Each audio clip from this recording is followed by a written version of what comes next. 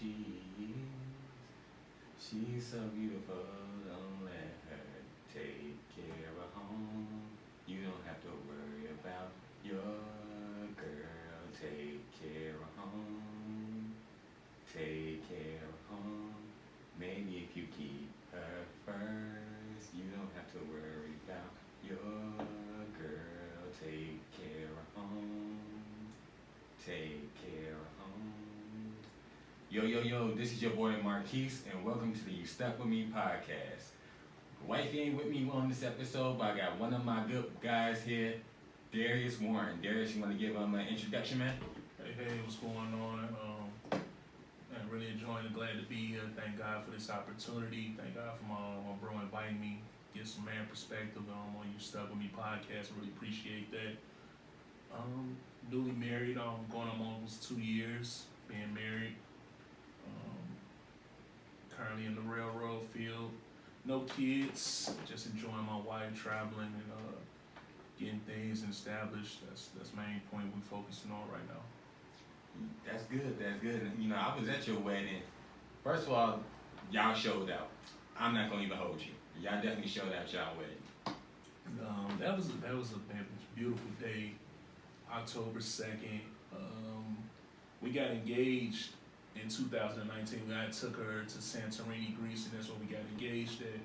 I planned that out, and I asked her maybe a year ahead of time. I asked her father. I took my father to meet her father, and I remember it was December, and he was outside shoveling his snow. Mind you, we 3 Aquariuses. Her father's an Aquarius, I'm an Aquarius, my father's an Aquarius. Oh Lord. Yeah, it was funny. And the Bears game was about to come on, and he was like, y'all want to come in? And I was like, no, we got something to do, but I wanted to ask you a question. And I was like, Mr. Pruitt, I want to ask for your blessing to ask your daughter hand in marriage. Mind you, my father didn't know I was going to do that either. Wow. So it was all a shock to me. And he looked at me and he was like, I've been waiting on you this whole time. Like, you've been taking all this time. So I got his blessing.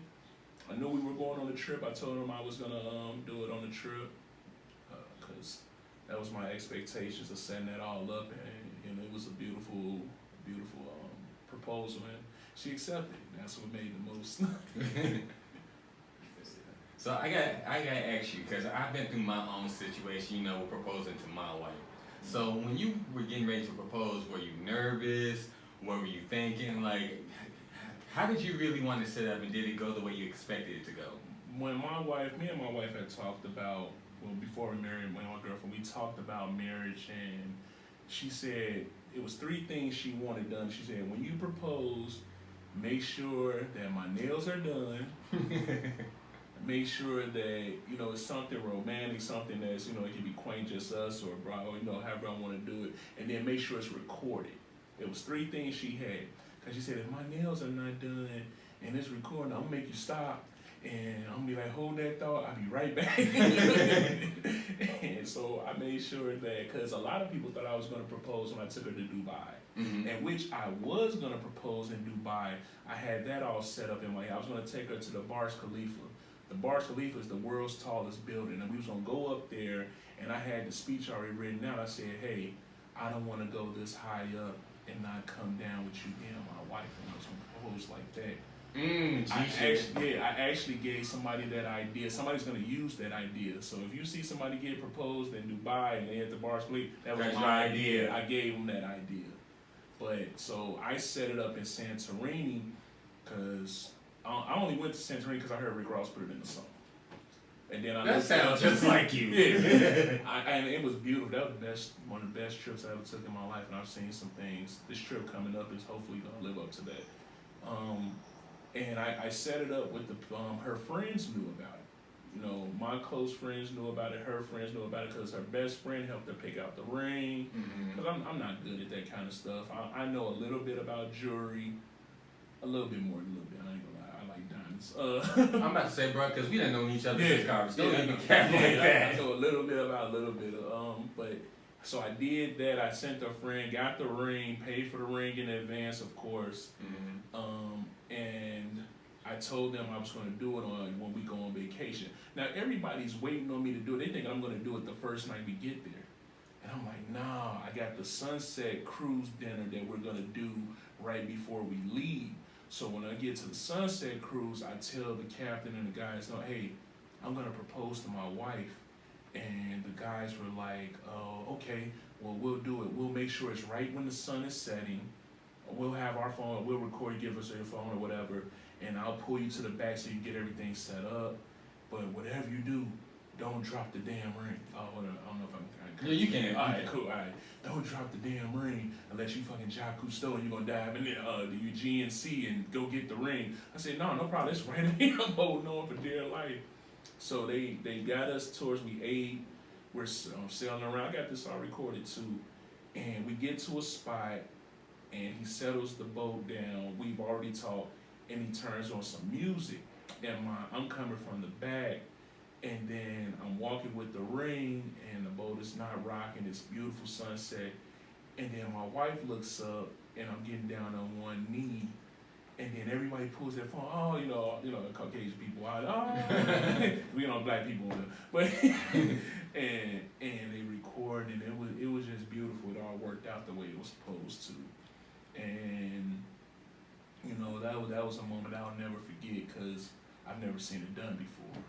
It was personal, it happened where I wanted to happen, and like Rick Ross said, I put Santorini on the map. Yeah. Hey man, that's dope. That's dope. Listening to the way that you proposed to her. Yeah. It sounds a lot like with me because I just wanted to make sure that we did it. It was secluded. It was personal. It fit us. And most importantly, I didn't want to drop the ring. Yeah. I mean, that, and you look at the shininess in their eyes, like the woman's eyes. They're happy, and you're happy to do it. Well, how did you propose to your wife? So we actually did a photo shoot. I surprised her with a photo shoot. Okay.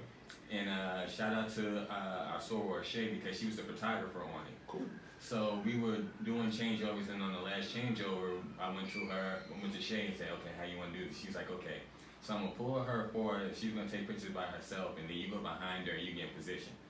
So after she finished taking pictures of her, Taylor turned around and she saw me on one knee. She was crying, everything like, "Are you serious? Are you serious?"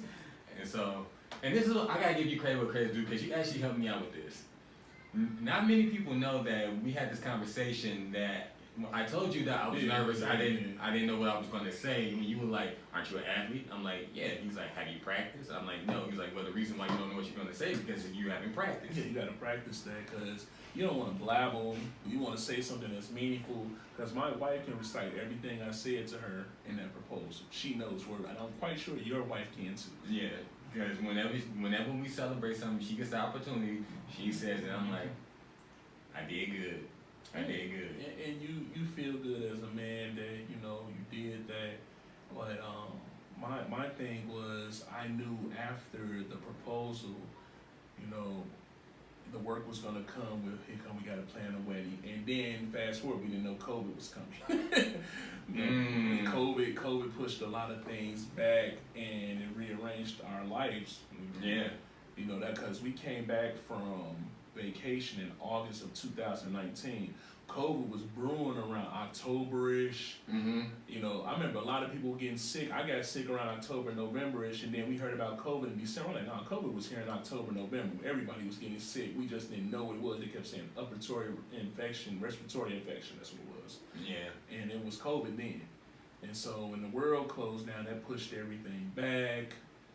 But, overall, we still had a really good wedding. I wouldn't trade that day.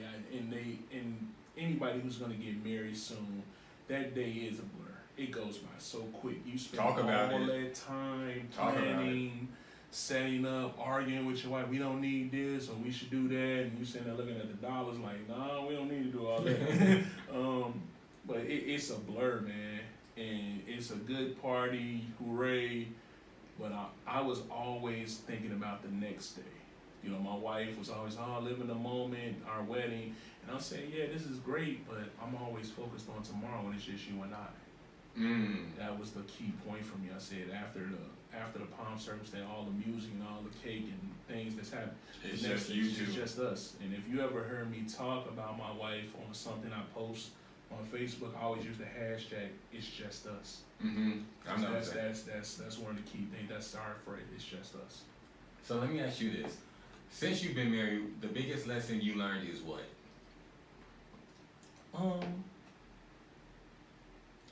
Communication, but more so time. Mm. I'm an Aquarius, I've stated, and Aquarius value their alone time a lot more than anything. Like I like being by myself. Mm-hmm. You know, I like being in the room playing a game, music on, just me. Versus now, I'll have a wife, my time, me time. You still get it, but you have to have us time too. Mm-hmm. And you have to separate that. She needs that because I work for the railroad. I work a different kind of schedule than most human beings wouldn't be able to survive with. So, you know, I'm gone during the day and I come back, she might be asleep or we go to work together. It depends on the schedule, but we see each other in passing, you know, and it makes you value the time you have together, but I still be wanting my alone time. So I have to sacrifice that. And in any relationship, if you're not going to take that seriously, the relationship's not serious enough until you know you're sacrificing, that you're putting self second sometimes. You know, you have to be willing to sacrifice. You have to be willing to compromise. Mm-hmm. You know, I always was a person that never wanted to compromise, but when you get married, you compromise. You do. The marriage in itself is compromising to a man. Yeah. Because it's half. I'm not gonna lie, we just celebrated our first year anniversary. Congrats, man. Thank you. One of the things that I learned in that time is pick your battles. Mm-hmm. Pick your battles, because some things you look back at that you realize it wasn't worth it. Yeah. What were we discussing that for? And you learn to pick your battles, and then sometimes you arguing, and I'm stubborn, you know. We be arguing, beefing for a minute, then you forget what you was mad about. Man. Why am I trying to keep myself mad again? You have to remind, and then you be like, that's so petty. Hey, man, come here. Let me talk to you. Exactly. You know, and I had to learn to be that person that, I'm stubborn, but I have to extend that olive branch. Sometimes, you know, I can't wait for her to come. I got to be the guy to try to fix it. And that's hard to do. Because I don't have all the tools in this marriage. I come from an upbringing where I didn't see too many marriages. My mother and father, they were separated, and I didn't get a chance to really see how they interacted. My adopted parents from DeKalb, John and Char Marks, who adopted me when I was in college, you know, I saw them. My uncle and aunt, they lived in Texas, so I didn't see it. So it was very rare to be around couples, you know. So I gravitated towards my adopted parents, couples I met in church, you know, things like that. Because millennials, you know, we come from single parent households. And me, I was raised by my grandmother. So, you know, I learned different things on how to communicate, you know, how to show affection and love and stuff like that. Versus my wife, she had both her parents. She grew up in a household where her mother and father were there, and you know, I envy her for that because she got to see that.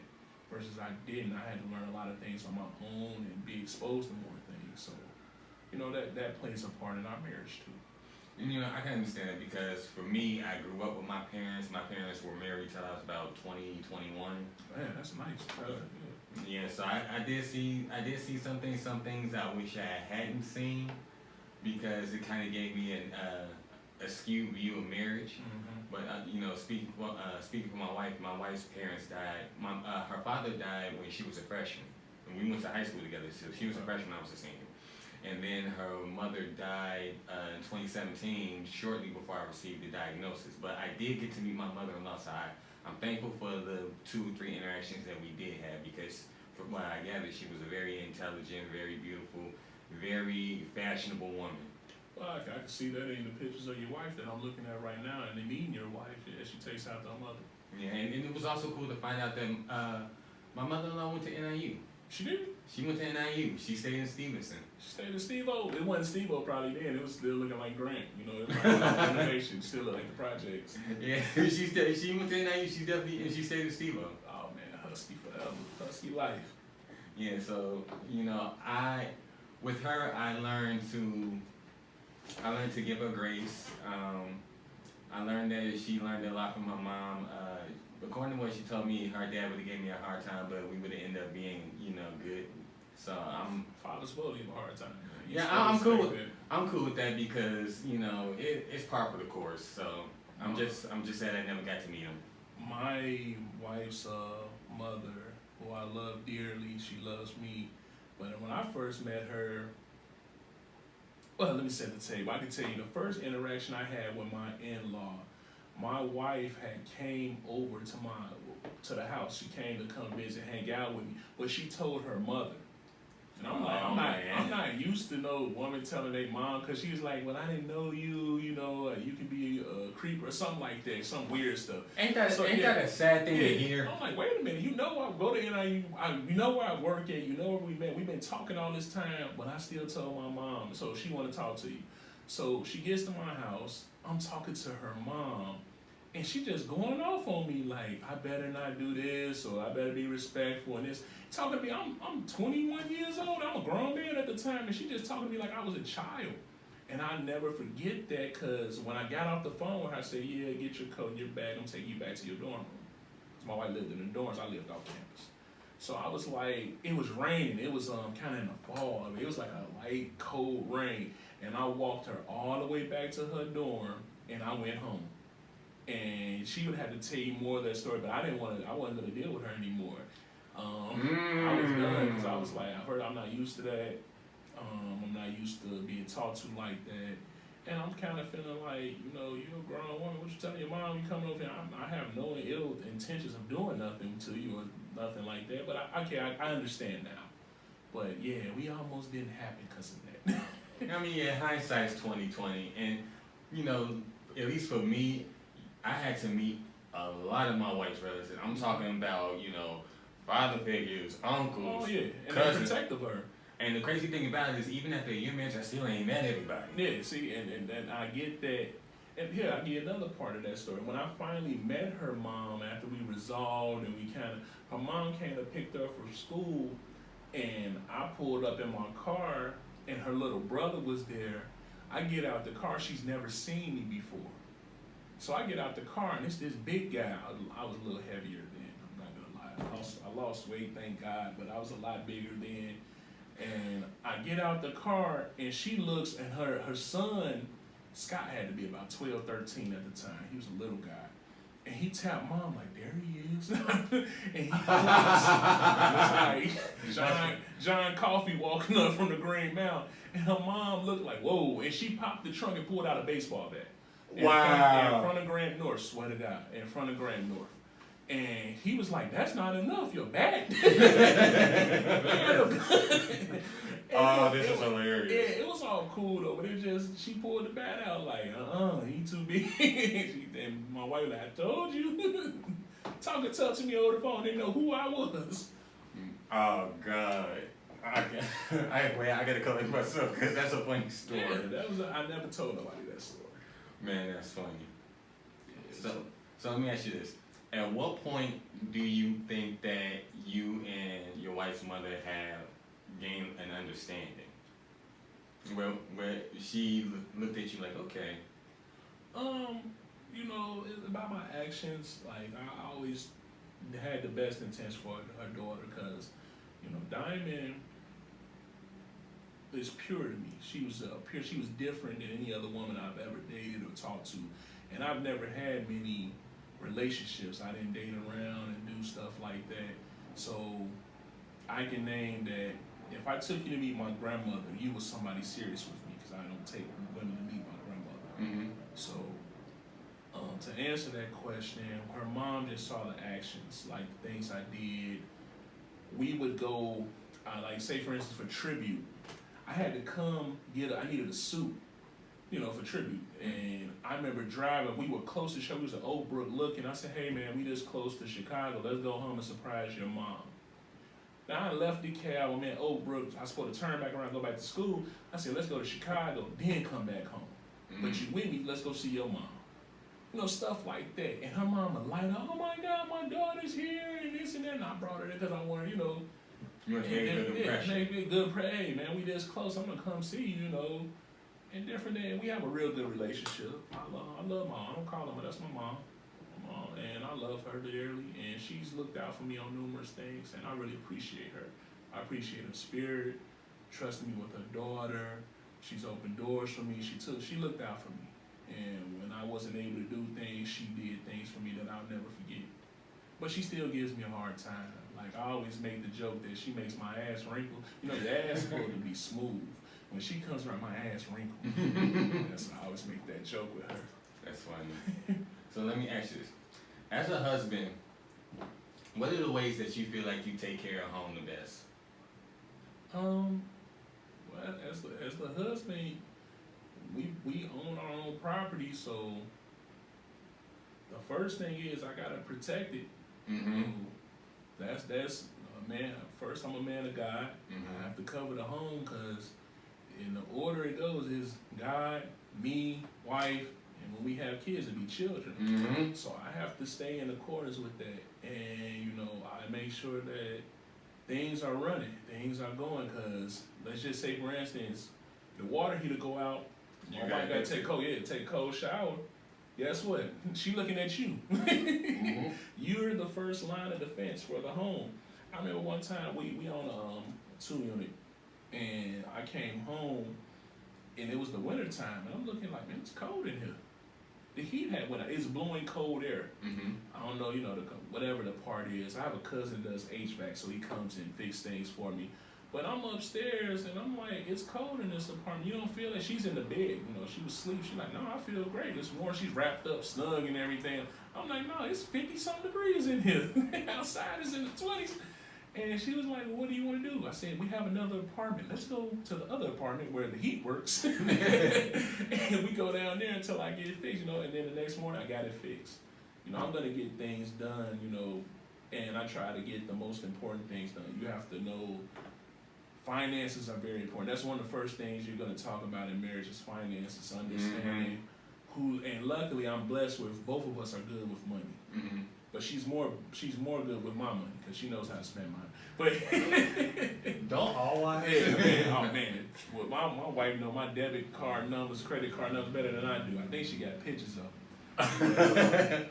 She's very good with money. She makes her own. She has her own career, and she definitely plays a part and plays her role in the home. And we don't do gender roles in the home. I'm gonna be the first one to say I take out the garbage. My wife takes out the garbage. I just got done today. It's my off day. I've mopped. I've cleaned the bathroom. I do dishes. I cook. I do my own laundry. I like things like that. My grandmother raised me to be that kind of a person, like a man who can cook. I'm gonna tell y'all, tell men that a man who can cook and keep a house, boy, you get women. Women come over, they say you can cook like from scratch. I can cook. I was from man. I'm good.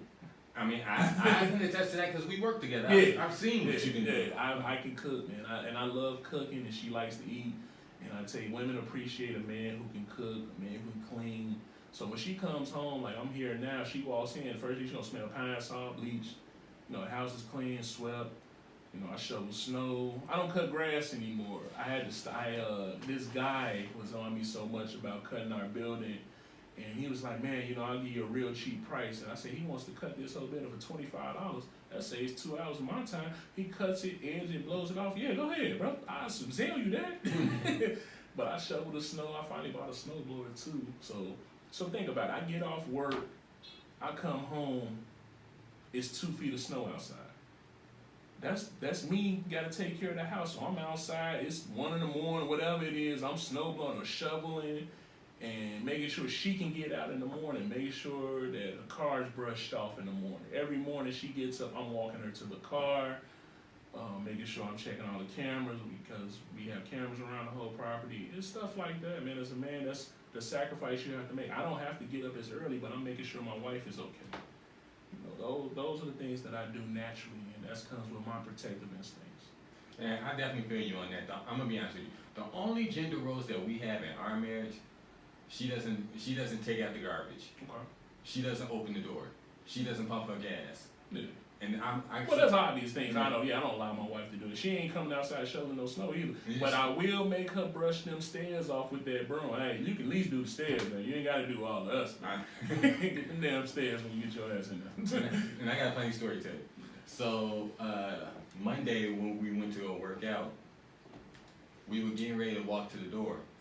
She reaches for the door. I got my keys in my hand. I go, I pop her hand. I'm like, what's wrong with you? Do you really think that you about to touch your door when me right here? And she's like, I'm sorry. I open the door, let her go in first. I go in behind her, and then I open the second door because it's two sets of doors. Yeah, exactly. And it's as it's supposed to be. My wife already knows that if she reaches for that door, we're going to have a problem. Mm-hmm. Especially, I don't care if I'm mad at that's another thing. Even when you're mad, you have to still show up. Yeah. So those are things you have to, you're going to open doors. I'm going to make sure my wife sits down. I'm at a point in my marriage, like I just said, the way the structure of the household is. You know, I take a lot of flack on Facebook, but I'll never put my children before my wife, my future children. I definitely feel you on that because if you and your wife aren't in sync, then your kids ain't gonna be in sync either. Exactly, and the structure of the household, if you pay attention to your Bibles or in any religion, the family, the wife and husband are first. Mm-hmm. The kids come behind that. But we've lost that aspect because you have so many single parent homes, mm-hmm. and they put their child on this pedestal. And that's why you have some of these kids that's running around here that have no structure because they've never seen it. Mm-hmm. You know, the whole thing about serving your man his plate comes from the early 40s, 30s, 50s. The man who went out worked, ate before the kids because he went out and worked. Mm-hmm. And, a lot of people say, well, the kids we just eat together. I said, no, it's the mindset of that man provides this table. I always knew that in the household, if my father's household, that was my father's house. It was my home because I lived there, but that was his house. Mm-hmm. That was his table. That's his chair. That's his food he put on the table. And he provided a place for me to sit at his table so I can eat because that was his responsibility. But it was never my house. That's his house. And that's the same thing I'm telling people. You have to let the children, this is your home, but this is my house. Mm-hmm. And I think that we're missing that. And the children need to know that because that provides structure and discipline. Like, hey, you know what? This is my home, but this is not my house. My parents provided this for me, and I need to respect and take care of that. And I see that they go out every day to work a job to provide for me. That does something psychologically to them. And these kids don't see that because most of these parents are not working. They're not doing anything. A lot of government assistance. The parents that are working, and they're still missing the two-parent household because it's just them. It's just the woman. So, but that's a whole nother. I can talk about that all day, but we're gonna focus on the marriage. Definitely. Okay, on that note, we're gonna close out this part of the episode. We're gonna start part 2 in a minute, so stick around and we'll be right back.